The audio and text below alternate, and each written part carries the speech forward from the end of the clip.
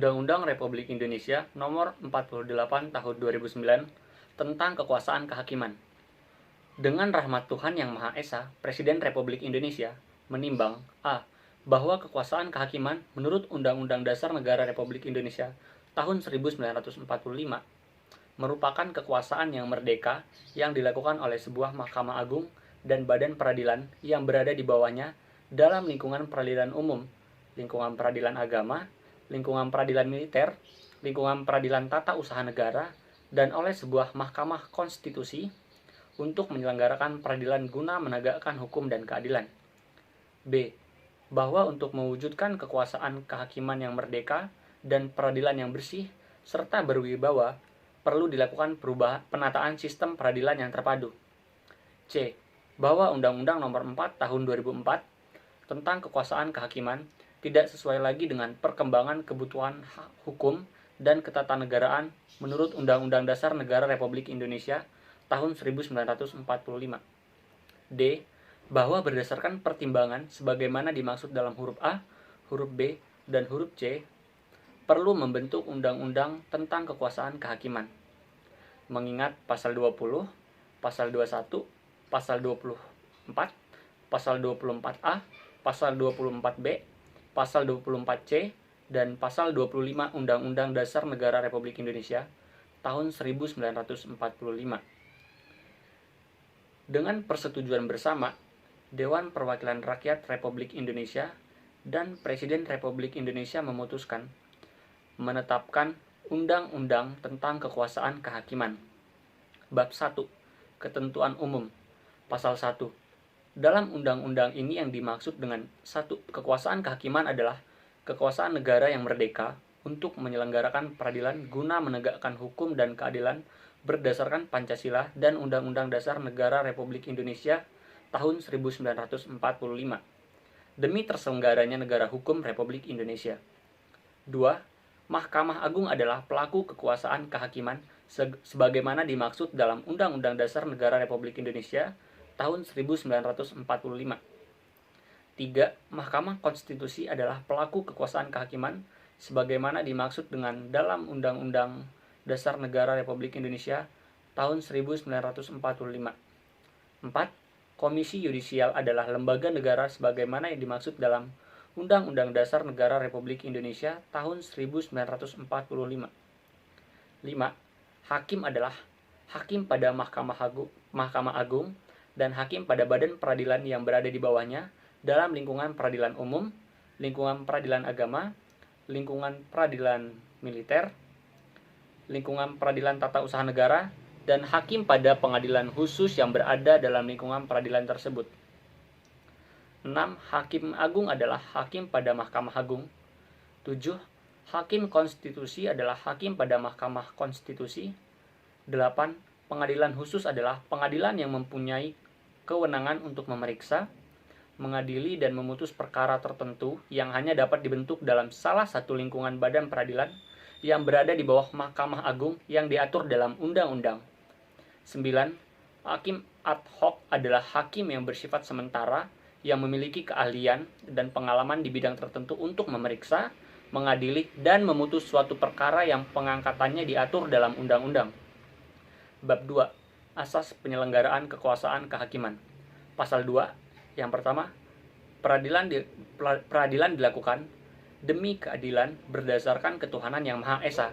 2. Peradilan negara menerapkan dan menegakkan hukum dan keadilan berdasarkan Pancasila. 3. Semua peradilan di seluruh wilayah negara Republik Indonesia adalah peradilan negara yang diatur dengan undang-undang. 4. Peradilan dilakukan dengan sederhana, cepat, dan biaya ringan. Pasal 3. Dalam menjalankan tugas dan fungsinya, hakim dan hakim konstitusi wajib menjaga kemandirian peradilan. 2. Segala campur tangan dalam urusan peradilan oleh pihak lain di luar kekuasaan kehakiman dilarang, kecuali dalam hal-hal sebagaimana dimaksud dalam Undang-Undang Dasar Negara Republik Indonesia tahun 1945. 3. Setiap orang yang dengan sengaja melanggar ketentuan sebagaimana dimaksud pada ayat 2 dipidana sesuai dengan ketentuan peraturan perundang-undangan. Pasal 4. 1.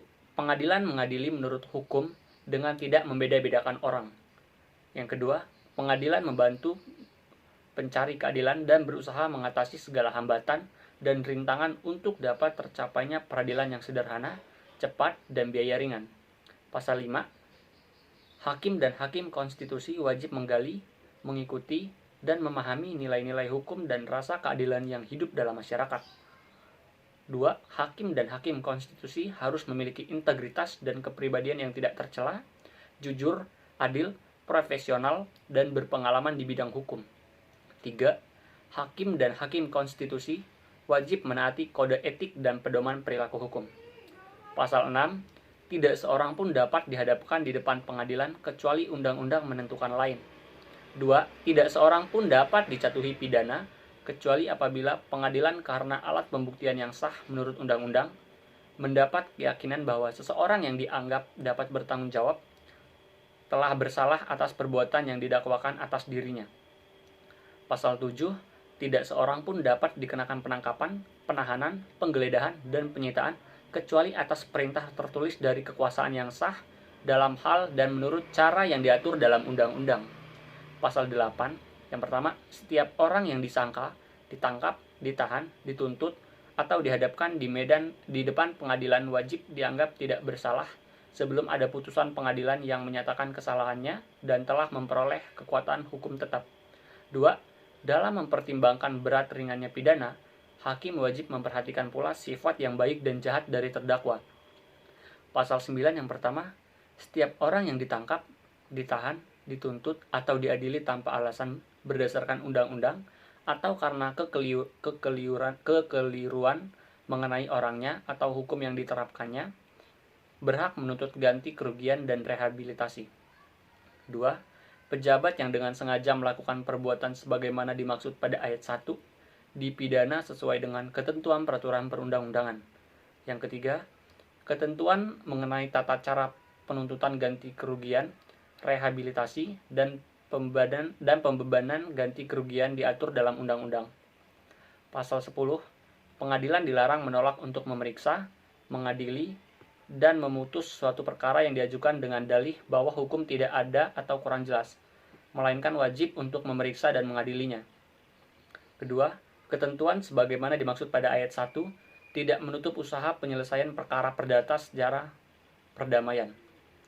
Pasal 11, yang pertama, pengadilan memeriksa, mengadili, dan memutus perkara dengan susunan majelis kurang-kurangnya 3 orang hakim kecuali undang-undang menentukan lain.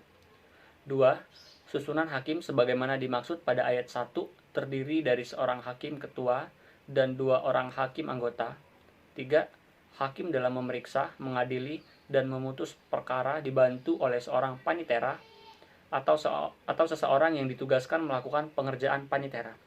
4. Dalam perkara pidana wajib hadir pula seorang penuntut umum kecuali undang-undang menentukan lain. Pasal 12. Pengadilan memeriksa, mengadili, dan memutus perkara pidana dengan kehadiran terdakwa, kecuali undang-undang menentukan lain. Ayat 2, dalam hal terdakwa tidak hadir, sedangkan pemeriksaan dinyatakan telah selesai, putusan dapat diucapkan tanpa dihadiri terdakwa. Pasal 13 ayat pertama, semua sidang pemeriksaan pengadilan adalah terbuka untuk umum, kecuali undang-undang menentukan lain. Ayat 2, putusan pengadilan hanya sah dan mempunyai kekuatan hukum apabila diucapkan dalam sidang terbuka untuk umum. Ayat 3, tidak dipenuhinya ketentuan sebagaimana dimaksud pada ayat pertama dan ayat kedua, mengakibatkan putusan batal demi hukum. Pasal 14, ayat pertama, putusan diambil berdasarkan sidang permusyawaratan hakim yang bersifat rahasia.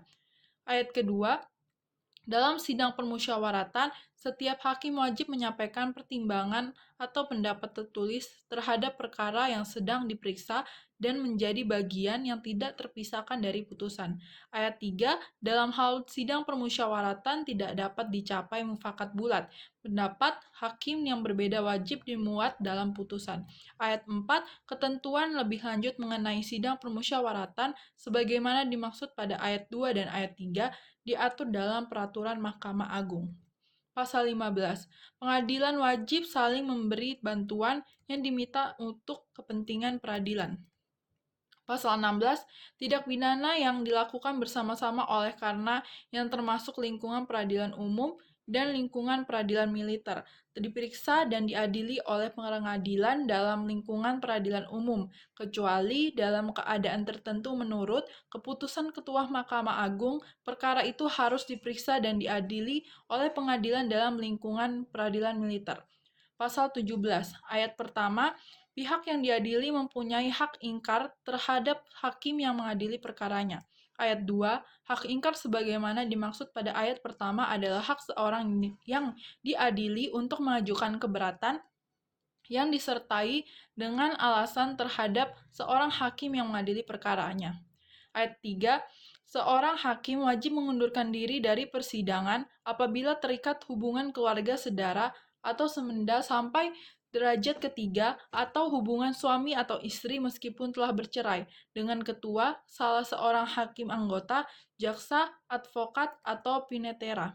Ayat 4, ketua majelis hakim anggota, jaksa, atau pinetera wajib mengundurkan diri dari persidangan apabila terikat hubungan keluarga sedara atau semenda sampai derajat ketiga, atau hubungan suami atau istri meskipun telah bercerai dengan pihak yang diadili atau advokat.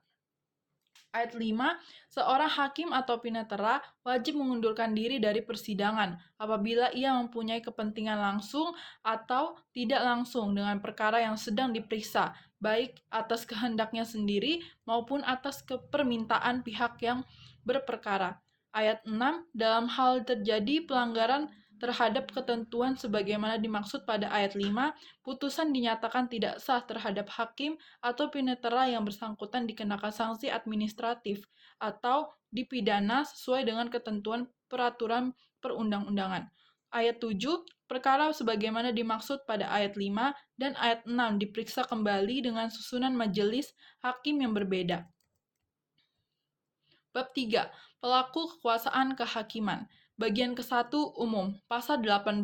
Kekuasaan kehakiman dilakukan oleh sebuah Mahkamah Agung dan badan peradilan yang berada di bawahnya dalam lingkungan peradilan umum, di lingkungan peradilan agama, lingkungan peradilan militer, lingkungan peradilan tata usaha negara, dan oleh sebuah Mahkamah Konstitusi. Pasal 19, hakim dan hakim konstitusi adalah pejabat negara yang melakukan kekuasaan kehakiman yang diatur dalam undang-undang.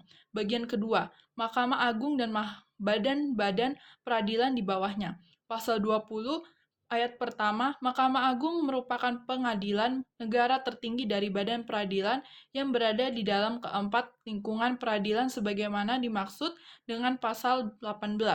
Ayat 2, Mahkamah Agung berwenang a. mengadili pada tingkat kasasi terhadap putusan yang diberikan pada tingkat terakhir oleh pengadilan di semua lingkungan peradilan yang berada di bawah Mahkamah Agung, kecuali undang-undang menentukan lain. B. Menguji peraturan perundang-undangan di bawah undang-undang terhadap undang-undang dan kewenangan lainnya yang diberikan undang-undang. Ayat 3. Putusan mengenai tidak sahnya peraturan undang-undang sebagai hasil pengujian sebagaimana dimaksud pada ayat 2 huruf B dapat diambil baik berhubungan dengan pemeriksaan pada tingkat kasasi maupun berdasarkan permohonan langsung pada Mahkamah Agung. Pasal 21 ayat pertama, organisasi, administrasi, dan finansial Mahkamah Agung dan badan peradilan yang berada di bawahnya berada di bawah kekuasaan Mahkamah Agung. 2. Ketentuan mengenai organisasi, administrasi, dan finansial badan peradilan sebagaimana dimaksud pada ayat pertama untuk masing-masing lingkungan peradilan diatur dalam undang-undang sesuai dengan kekhususan lingkungan peradilan masing-masing. Pasal 22, ayat pertama, Mahkamah Agung dapat memberi keterangan, pertimbangan, dan nasihat masalah hukum kepada lembaga negara dan lembaga pemerintahan. Ayat 2, ketentuan mengenai pemberian keterangan, pertimbangan, dan nasihat masalah hukum kepada lembaga negara dan lembaga pemerintahan diatur dalam undang-undang. Pasal 23, putusan pengadilan dalam tingkat banding dapat dimintakan kasasi kepada Mahkamah Agung oleh pihak-pihak yang bersangkutan, kecuali undang-undang menentukan lain. Pasal 24 terhadap putusan pengadilan yang telah memperoleh kekuatan hukum tetap Pihak-pihak yang bersangkutan dapat mengajukan peninjauan kembali kepada Mahkamah Agung apabila terhadap hal atau keadaan tertentu yang ditentukan dalam undang-undang.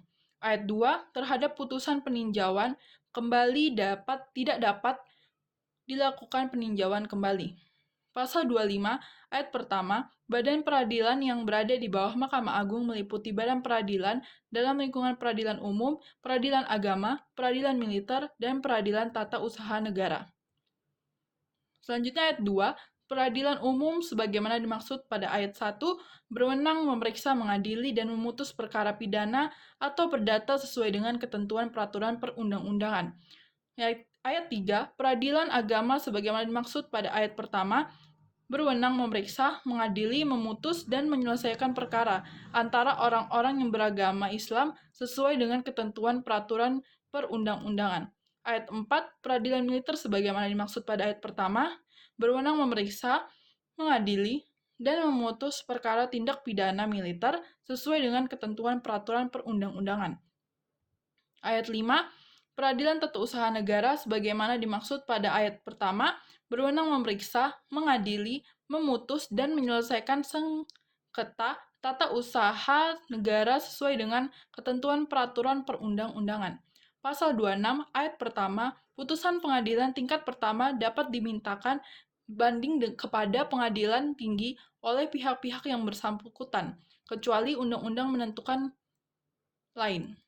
Ayat 2, putusan pengadilan tingkat pertama yang tidak merupakan pembebasan dari dakwaan atau putusan lepas dari segala tuntutan hukum dapat dimintakan banding kepada pengadilan tinggi oleh pihak-pihak yang bersangkutan kecuali undang-undang menentukan lain.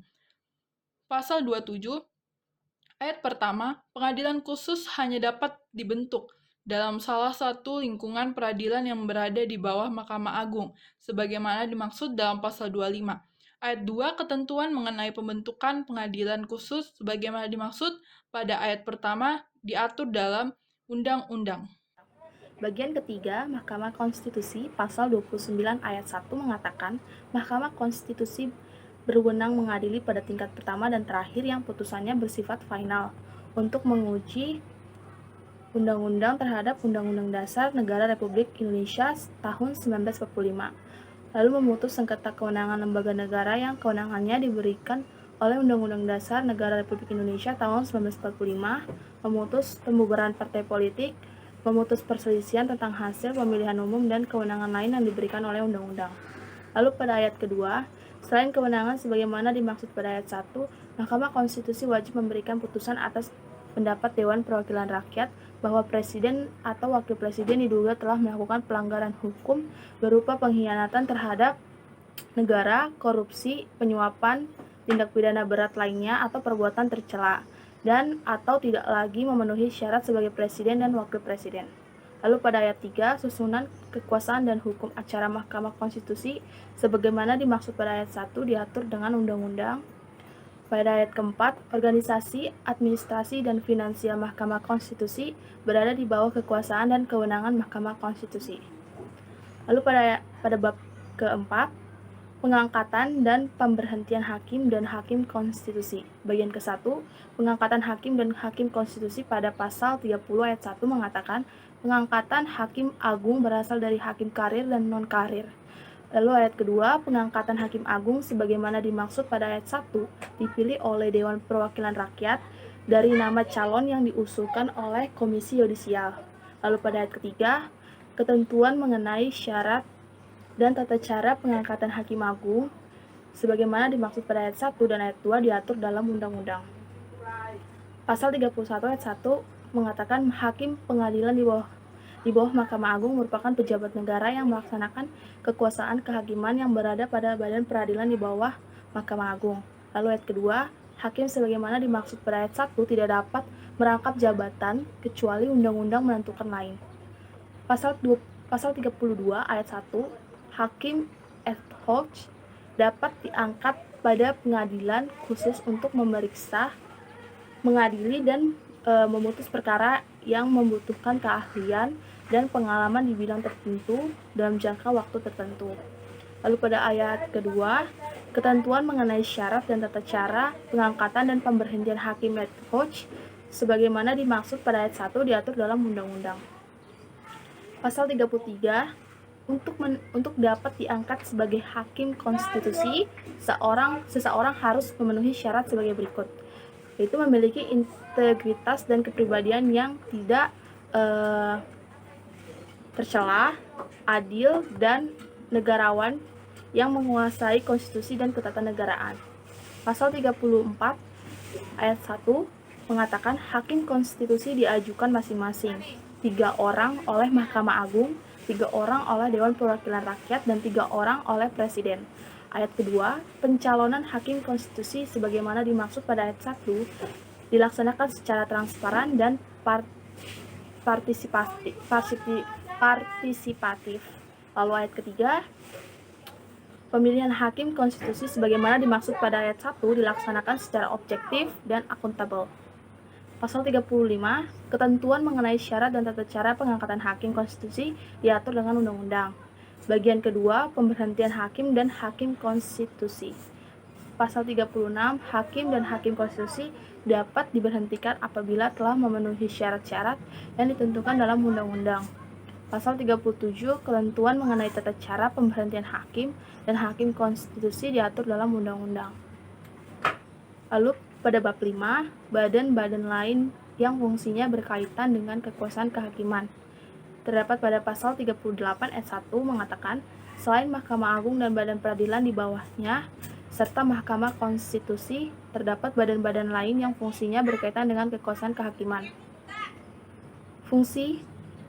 Pada ayat kedua, fungsi yang berkaitan dengan kekuasaan kehakiman sebagaimana dimaksud pada ayat 1 meliputi penyelidikan dan penyidikan, penuntutan, pelaksanaan putusan, pemberian jasa hukum, dan penyelesaian sengketa di luar pengadilan. Lalu pada ayat ketiga, ketentuan mengenai badan-badan lain yang fungsinya berkaitan dengan kekuasaan kehakiman diatur dalam undang-undang. Bab ke-6, pengawasan hakim dan hakim konstitusi. Pasal 39 ayat 1 mengatakan pengawasan tertinggi terhadap penyelenggaraan peradilan pada semua badan peradilan yang berada di bawah Mahkamah Agung dalam menyelenggarakan kekuasaan kehakiman dilakukan oleh Mahkamah Agung. Ayat kedua, selain pengawasan sebagaimana dimaksud pada ayat 1, Mahkamah Agung melakukan pengawasan tertinggi terhadap pelaksanaan tugas administrasi dan keuangan. Pada ayat ketiga, pengawasan internal atas tingkah laku hakim dilakukan oleh Mahkamah Agung. Pada ayat keempat, pengawasan dan kewenangan sebagaimana dimaksud pada ayat 1, 2, dan 3 tidak boleh mengurangi kebebasan hakim dalam memeriksa dan memutus perkara. Lalu pada pasal 40, ayat 1 mengatakan dalam rangka menjaga dan menegakkan kehormatan keluhuran martabat serta perilaku hakim, dilakukan pengawasan eksternal oleh Komisi Yudisial. Ayat kedua, dalam melakukan pengawasan sebagaimana dimaksud pada ayat 1, Komisi Yudisial mempunyai tugas melakukan pengawasan terhadap perilaku hakim yang berdasarkan kode etik dan pedoman perilaku hakim. Pasal 41 ayat 1 mengatakan, dalam pelaksanaan pengawasan sebagaimana dimaksud dalam pasal 39 dan pasal 40, Komisi Yudisial atau Mahkamah Agung wajib menaati norma dan peraturan perundang-undangan, lalu berpedoman pada kode etik dan pedoman perilaku hakim, dan menjaga kerahasiaan keterangan atau informasi yang diperoleh. Lalu pada ayat kedua mengatakan, pelaksanaan tugas sebagaimana dimaksud pada ayat 1 tidak boleh mengurangi kebebasan hakim dalam memeriksa dan memutuskan perkara. Lalu ayat ketiga, kode etik dan pedoman perilaku hakim sebagaimana dimaksud pada ayat 1 huruf B ditetapkan oleh Komisi Yudisial dan Mahkamah Agung. Lalu pada ayat keempat, ketentuan mengenai pengawasan sebagaimana dimaksud dalam pasal 39 dan pasal 40 diatur dalam undang-undang. Lalu pasal 24, dalam rangka menjaga dan menegakkan kehormatan keluhuran martabat serta perilaku hakim, Komisi Yudisial dapat menganalisis putusan pengadilan yang telah memperoleh kekuatan hukum tetap sebagai dasar rekomendasi untuk melakukan mutasi hukum. Lalu pasal 43, hakim yang diduga telah melakukan pelanggaran terhadap kode etik dan pedoman perilaku hakim diperiksa oleh Mahkamah Agung atau Komisi Yudisial. Lalu pada pasal 44, ayat pertama mengatakan, Pengawasan Hakim Konstitusi dilakukan oleh Majelis Kehormatan Hakim Konstitusi. Lalu ayat kedua, pengawasan sebagaimana dimaksud pada ayat 1. Ya, di sini ada pejabat peradilan, di mana ada pasal 45, yaitu tertulis selain hakim pada Mahkamah Agung dan badan peradilan, di bawahnya dapat diangkat panitera, sekretaris, dan atau jurusita. Lalu sini juga ada pasal 46, di mana panitera tidak boleh merangkap menjadi yang pertama hakim, kedua wali, ketiga pengampu, keempat advokat, dan atau pejabat peradilan yang lain. Lalu di pasal 47, ketentuan mengenai pengangkatan dan pemberhentian panitera, sekretaris, dan jurusita serta tugas dan fungsinya diatur di dalam undang-undang. Nah, lalu juga sini ada jaminan keamanan dan kesejahteraan hakim. Di pasal 48, negara memberikan jaminan keamanan dan kesejahteraan hakim dan hakim konstitusi dalam menjalankan tugas dan tanggung jawab penyelenggaraan kekuasaan dan kehakiman. Lalu yang kedua, jaminan keamanan dan kesejahteraan hakim dan hakim konstitusi sebagaimana dimaksud pada ayat 1. Diatur sesuai dengan ketentuan peraturan perundang-undangan. Nah, lalu juga ada pasal 49, hakim ad hoc dalam menjalankan tugas dan tanggung jawab penyelenggaraan kekuasaan kehakiman diberikan tunjangan khusus. Tunjangan khusus sebagaimana dimaksud pada ayat 1 diatur sesuai dengan ketentuan peraturan perundang-undangan. Ada putusan pengadilan di pasal 50. Putusan pengadilan selain harus memuat alasan dan dasar putusan, juga memuat pasal tertentu dari peraturan perundang-undangan yang bersangkutan atau sumber hukum tak tertulis yang dijadikan dasar untuk mengadili. Lalu yang kedua di pasal 50, tiap putusan pengadilan harus ditandatangani oleh ketua serta hakim yang memutus dan panitera yang ikut serta bersidang. Di sini ada pasal 51 yang tertulis penetapan ikhtisar rapat permusyawaratan dan berita acara pemeriksaan sidang ditandatangani oleh ketua majelis hakim dan panitera sidang. Lalu pasal 52 ada 3 di sini, yaitu pengadilan wajib memberikan akses kepada masyarakat untuk memperoleh informasi yang berkaitan dengan putusan dan biaya perkara dalam proses persidangan. Lalu yang kedua, pengadilan wajib menyampaikan salinan putusan kepada para pihak dalam jangka waktu yang ditentukan berdasarkan peraturan perundang-undangan. Dan yang ketiga, dalam perkara pidana, putusan selain sebagaimana dimaksud pada ayat nomor 2 disampaikan kepada instansi yang terkait dengan pelaksanaan putusan. Di sini juga langsung ada pasal 53, dalam memeriksa dan memutus perkara, hakim bertanggung jawab atas penetapan dan putusan yang dibuatnya. Kedua, penetapan dan putusan sebagaimana dimaksud pada ayat 1 harus memuat pertimbangan hukum hakim yang didasarkan pada alasan dan dasar hukum yang tepat dan benar. Dan sini juga ada pelaksanaan putusan pengadilan di pasal 54.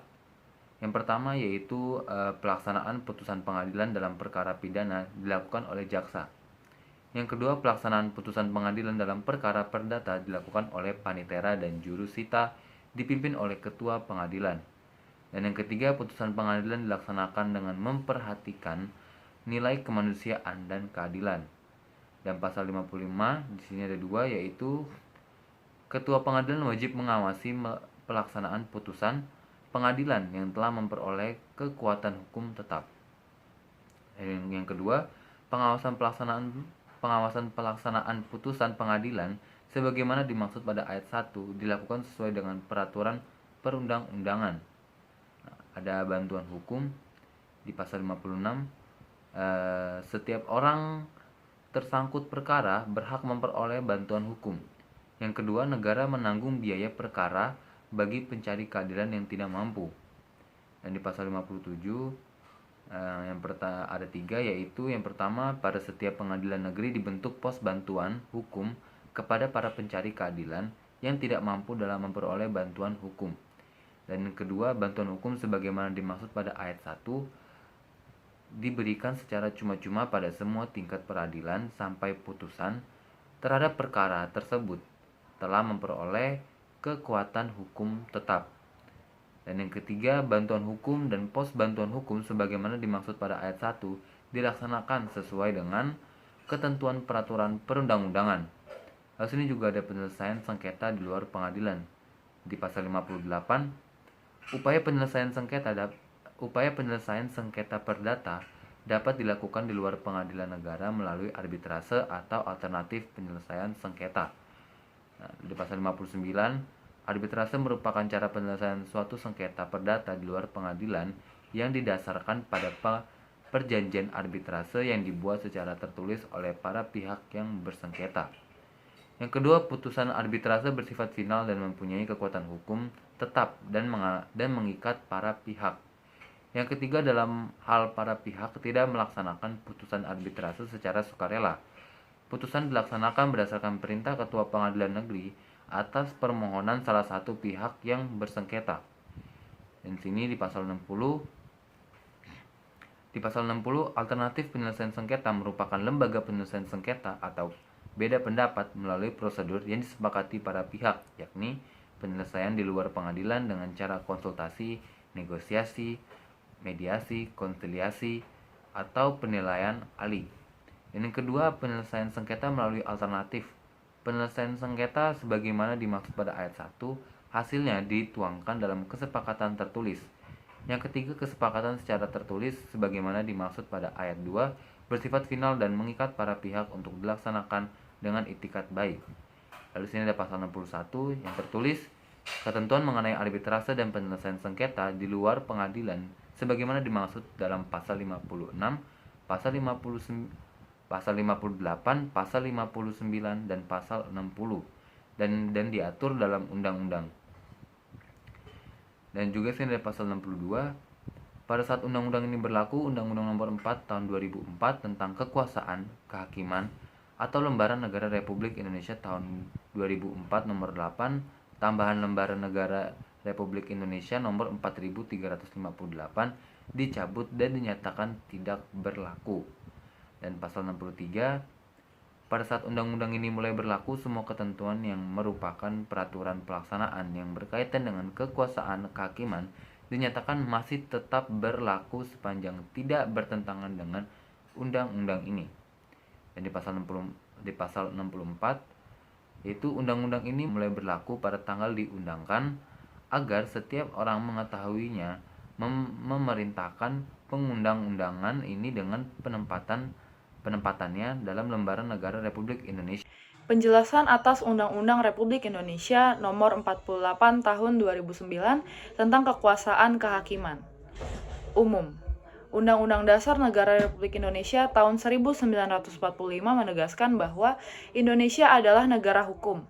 Sejalan dengan ketentuan tersebut, maka salah satu prinsip penting negara hukum adalah adanya jaminan penyelenggaraan kekuasaan kehakiman yang merdeka, bebas dari pengaruh kekuasaan lainnya untuk menyelenggarakan peradilan guna menegakkan hukum dan keadilan.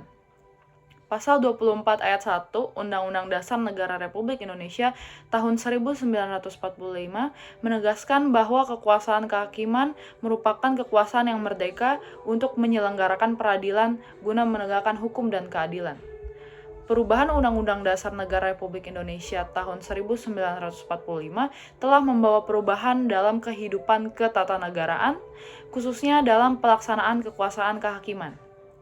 Perubahan tersebut antara lain menegaskan bahwa kekuasaan kehakiman dilaksanakan oleh sebuah Mahkamah Agung dan badan peradilan yang berada di bawahnya dalam lingkungan peradilan umum, lingkungan peradilan agama, lingkungan peradilan militer, lingkungan peradilan tata usaha negara, dan oleh sebuah Mahkamah Konstitusi. Yang kedua, Mahkamah Agung berwenang mengadili pada tingkat kasasi, menguji peraturan perundang-undangan di bawah undang-undang terhadap undang-undang, dan mempunyai wewenang lainnya yang diberikan oleh undang-undang. Yang ketiga, Mahkamah Konstitusi berwenang untuk menguji undang-undang terhadap Undang-Undang Dasar Negara Republik Indonesia tahun 1945 dan memutus sengketa kewenangan lembaga negara yang kewenangannya diberikan oleh Undang-Undang Dasar Negara Republik Indonesia tahun 1945. Yang keempat, Komisi Yudisial berwenang mengusulkan pengangkatan Hakim Agung dan mempunyai wewenang lain dalam rangka menjaga dan menegakkan kehormatan, keluhuran martabat, serta perilaku hakim. Pada dasarnya Undang-Undang Nomor 4 Tahun 2004 tentang Kekuasaan Kehakiman telah sesuai dengan perubahan Undang-Undang Dasar Negara Republik Indonesia tahun 1945 di atas. Namun, substansi undang-undang tersebut belum mengatur secara komprehensif tentang penyelenggaraan kekuasaan kehakiman yang merupakan kekuasaan yang merdeka yang dilakukan oleh sebuah Mahkamah Agung dan badan peradilan yang di bawahnya dalam lingkungan peradilan umum, lingkungan peradilan agama, lingkungan peradilan militer, lingkungan peradilan tata usaha negara, dan oleh sebuah Mahkamah Konstitusi untuk menyelenggarakan peradilan guna menegakkan hukum dan keadilan. Selain pengaturan secara komprehensif, undang-undang ini juga untuk memenuhi putusan Mahkamah Konstitusi nomor 005/PUU/2006 yang salah satu amarnya telah membatalkan pasal 34 Undang-Undang Nomor 4 Tahun 2004 tentang Kekuasaan Kehakiman. Putusan Mahkamah Konstitusi tersebut juga telah membatalkan ketentuan yang terkait dengan pengawasan hakim dalam Undang-Undang Nomor 22 Tahun 2004 tentang Komisi Yudisial. Sehubungan dengan hal tersebut, sebagai upaya untuk memperkuat penyelenggaraan kekuasaan kehakiman dan mewujudkan sistem peradilan terpadu, maka Undang-Undang Nomor 4 Tahun 2004 tentang Kekuasaan Kehakiman sebagai dasar penyelenggaraan kekuasaan perlu diganti. Hal-hal terpenting dalam undang-undang ini antara lain sebagai berikut. A. Mereformulasi sistematika Undang-Undang Nomor 4 Tahun 2004 tentang Kekuasaan Kehakiman terkait dengan pengaturan secara komprehensif dalam undang-undang ini. Misalnya, adanya bab tersendiri mengenai asas penyelenggaraan kekuasaan kehakiman. B. Pengaturan umum mengenai pengawasan hakim dan hakim konstitusi sesuai dengan peraturan perundang-undangan dan kode etik dan pedoman perilaku hakim. C. Pengaturan umum mengenai pengangkatan dan pemberhentian hakim dan hakim konstitusi. D. Pengaturan mengenai pengadilan khusus yang mempunyai kewenangan untuk memeriksa, mengadili, dan memutus perkara tertentu yang hanya dapat dibentuk dalam salah satu lingkungan badan peradilan yang berada di bawah Mahkamah Agung. Yang E. Pengaturan mengenai hakim ad hoc yang bersifat sementara dan memiliki keahlian serta pengalaman di bidang tertentu untuk memeriksa, mengadili, dan memutus suatu perkara. F. Pengaturan umum mengenai arbitrase dan alternatif penyelesaian sengketa di luar pengadilan. G. Pengaturan umum mengenai bantuan hukum bagi pencari keadilan yang tidak mampu dan pengaturan mengenai pos bantuan hukum pada setiap pengadilan. H. Pengaturan umum mengenai jaminan keamanan dan kesejahteraan hakim dan hakim konstitusi. Yang kedua, pasal demi pasal. Pasal 1 cukup jelas. Pasal 2 ayat 1.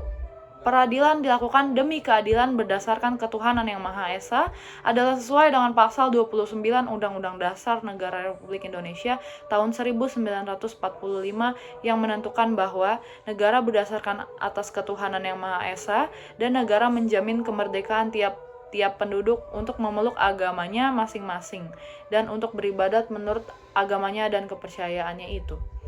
Ayat 2 cukup jelas, ayat 3 cukup jelas. Ayat 4, yang dimaksud dengan sederhana adalah pemeriksaan dan penyelesaian perkara dilakukan dengan cara efisien dan efektif. Yang dimaksud dengan biaya ringan adalah biaya perkara yang dapat dijangkau oleh masyarakat. Namun demikian, atas sederhana, cepat, dan biaya ringan dalam pemeriksaan dan penyelesaian perkara di pengadilan tidak mengesampingkan ketelitian dan kecermatan dalam mencari kebenaran dan keadilan. Pasal ketiga ayat 1, yang dimaksud dengan kemandirian peradilan adalah bebas dari campur tangan pihak luar dan bebas dari segala bentuk tekanan baik fisik maupun psikis. Ayat 2 cukup jelas, ayat 3 cukup jelas, pasal 4 cukup jelas, pasal 5 ayat 1, Ketentuan ini dimaksudkan agar putusan hakim dan hakim konstitusi sesuai dengan hukum dan rasa keadilan masyarakat. Ayat kedua cukup jelas, ayat ketiga cukup jelas, pasal 6 cukup jelas, pasal 7 yang dimaksud dengan kekuasaan yang sah adalah aparat penegak hukum yang berwenang melakukan penyelidikan dan penyidikan berdasarkan undang-undang dalam proses penyelidikan dan penyelidikan ini termasuk juga di dalamnya penyadapan. Pasal 8 ayat 1 cukup jelas, ayat 2 dalam menentukan berat ringannya pidana yang akan dijatuhkan, hakim wajib memperhatikan sifat baik atau sifat jahat dari terdakwa, sehingga putusan yang dijatuhkan hakim sesuai dan adil dengan kesalahan yang dilakukannya.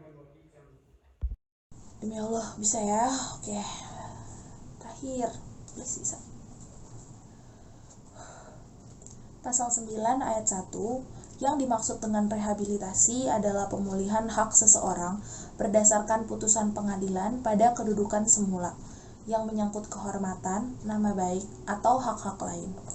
Ayat 2 cukup jelas, ayat 3 cukup jelas, pasal 10 cukup jelas, pasal 11 cukup jelas, pasal 12 ayat 1, ketentuan ini berlaku bagi pengadilan tingkat pertama.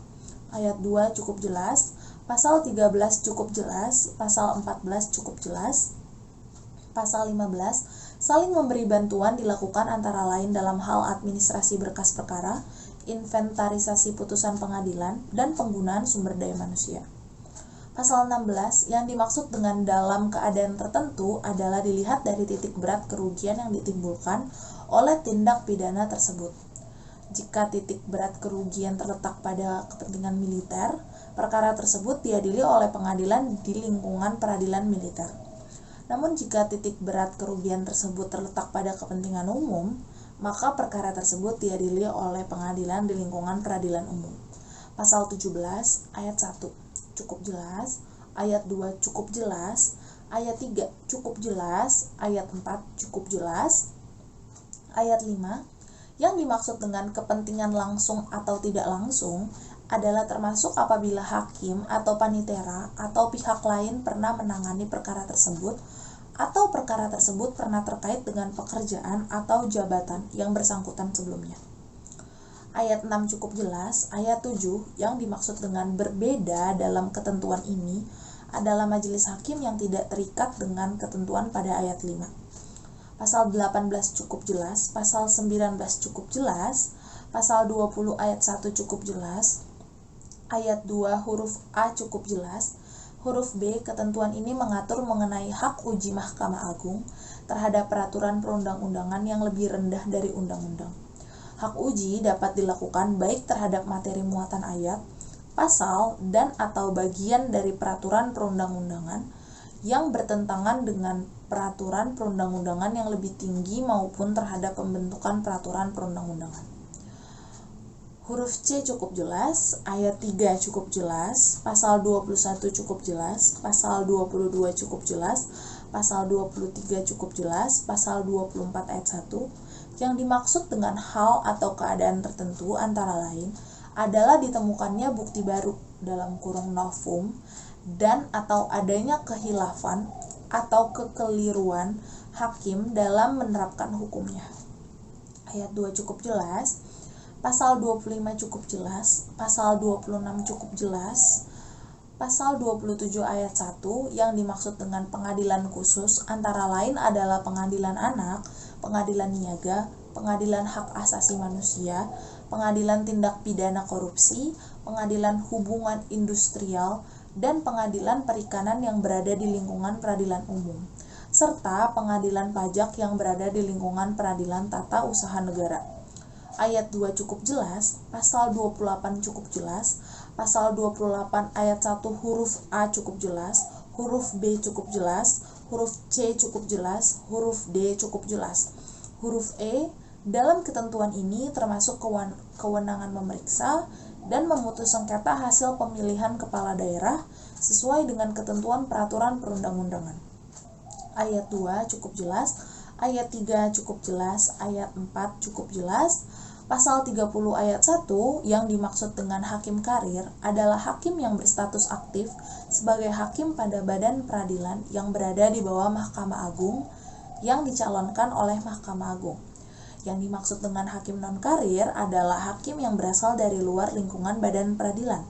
Ayat 2 cukup jelas, ayat 3 cukup jelas, pasal 31 ayat 1 cukup jelas, ayat 2 yang dimaksud dengan merangkap jabatan antara lain A. Wali, pengampu, dan pejabat yang berkaitan dengan suatu perkara yang diperiksa olehnya.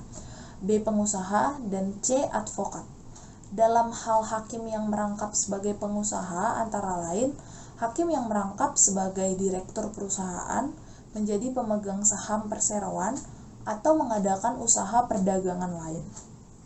Pasal 32 ayat 1, yang dimaksud dalam jangka waktu tertentu adalah bersifat sementara sesuai dengan ketentuan peraturan perundang-undangan. Tujuan diangkatnya hakim ad hoc adalah untuk membantu penyelesaian perkara yang membutuhkan keahlian khusus, misalnya kejahatan perbankan, kejahatan pajak, korupsi, anak, perselisihan hubungan industrial, telematika, atau cybercrime. Ayat 2 cukup jelas. Pasal 33 cukup jelas, pasal 34 cukup jelas, pasal 35 cukup jelas, pasal 36 cukup jelas, pasal 37 cukup jelas, pasal 38 ayat 1 yang dimaksud dengan badan-badan lain antara lain kepolisian, kejaksaan, advokat, dan lembaga pemasyarakatan. Ayat 2 cukup jelas, ayat 3 cukup jelas. Pasal 39 ayat 1 yang dimaksudkan dengan pengawasan tertinggi adalah meliputi pengawasan internal Mahkamah Agung terhadap semua badan peradilan yang berada di bawahnya. Ayat 2 cukup jelas, ayat 3 cukup jelas, ayat 4 cukup jelas. Pasal 40 cukup jelas, pasal 41 cukup jelas, pasal 42 yang dimaksudkan dengan mutasi dalam ketentuan ini meliputi juga promosi dan demosi. Pasal 43 cukup jelas, pasal 44 cukup jelas, pasal 45 cukup jelas, pasal 46 huruf A cukup jelas, pasal 46 huruf B cukup jelas, pasal 46 huruf C cukup jelas, pasal 46 huruf D cukup jelas, pasal 46 huruf E yang dimaksud dengan pejabat peradilan yang lain adalah sekretaris, wakil sekretaris, wakil panitera, panitera pengganti, jurusita, jurusita pengganti, dan pejabat struktural lainnya. Pasal 47 cukup jelas, pasal 48 ayat 1 yang dimaksud dengan jaminan keamanan dalam melaksanakan tugasnya adalah hakim, dan hakim konstitusi diberikan penjagaan keamanan dan menghadiri dan memimpin persidangan.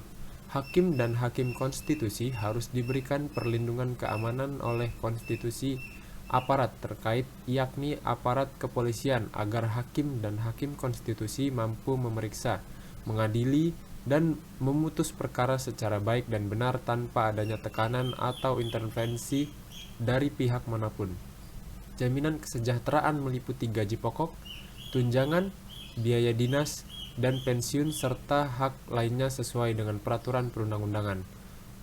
Pasal 48 ayat 2 cukup jelas, pasal 49 cukup jelas, pasal 50 cukup jelas, pasal 51 cukup jelas, pasal 52 ayat 1 cukup jelas, pasal 52 ayat 2 cukup jelas, pasal 52 ayat 3 yang dimaksud dengan instansi yang terkait antara lain lembaga permasyarakatan, rumah tahanan, dan kejaksaan. Dalam hal salinan putusan tidak disampaikan, ketua pengadilan yang bersangkutan dikenakan sanksi administratif berupa teguran tertulis dari ketua Mahkamah Agung. Pasal 53 cukup jelas, pasal 54 cukup jelas, pasal 55 cukup jelas.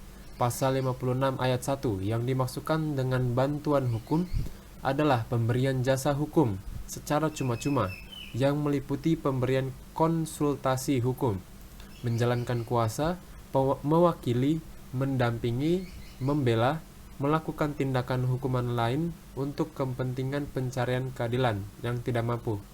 Pasal 56 ayat 2, yang dimaksud dengan pencari keadilan yang tidak mampu adalah orang perseorangan atau sekelompok orang yang secara ekonomis tidak mampu yang memerlukan jasa hukum untuk menangani dan menyelesaikan masalah hukum. Pasal 57 cukup jelas. Pasal 58 cukup jelas. Pasal 59 ayat 1 yang dimaksud dengan arbitrase dalam ketentuan ini termasuk juga arbitrase syariah. Pasal 59 ayat 2 cukup jelas. Pasal 59 ayat 3 cukup jelas. Pasal 60 cukup jelas. Pasal 61 cukup jelas. Pasal 62 cukup jelas. Pasal 63 cukup jelas. Pasal 64 cukup jelas.